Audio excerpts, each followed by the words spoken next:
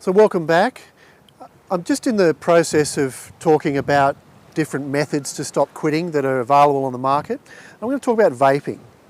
So vaping is where you use an electronic device to vaporize liquid, whether it has nicotine or not, and then you smoke that as you would smoke a cigarette. So people that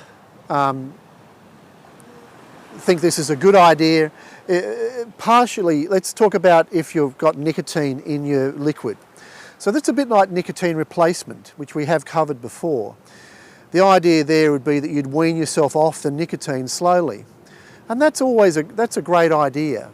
The other benefits of vaping is that when you have the craving, you can just, in a way, substitute and have a vape instead. So effectively, that would be a choice that you would make, and you'd have to continue doing that because the cravings aren't going to disappear just because there's no nicotine in your body. And the other thing too is that often when you cut down on the nicotine, that can take some time, or sometimes people don't even cut down on the nicotine because they think, oh well, at least it's not as harmful as the cigarettes. So the fact is you're still addicted. You're still having to do something which is really out of your control because of the cravings.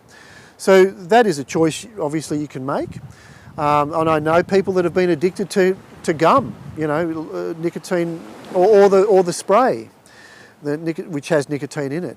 And they do that for years. But at the end of the day, that's you're still having to feed those cravings.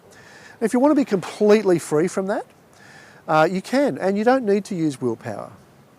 Now, the other side of it is if, let's say that you're using liquid that doesn't have nicotine in it, and what you're really doing there is whenever you're getting that slight agitation from fight or flight or the mental cravings, you're vaping, and that settles that down. It kind of tricks the subconscious into, no, it's okay because I'm kind of like smoking. And the mental craving disappears for a while. But again, you're still needing to vape or have that solution to those, to that fight or flight or the mental cravings. So it doesn't really address the fact that the cravings are still there. I mean, really, if you want to be free, completely free, what we need to do is stop the cravings from even being generated. So we need to find a way, which TrueQuit has, a way of making those cravings disappear and having a step-by-step process to stop them from even being created each time. So then you're completely free. There's nothing to resist then.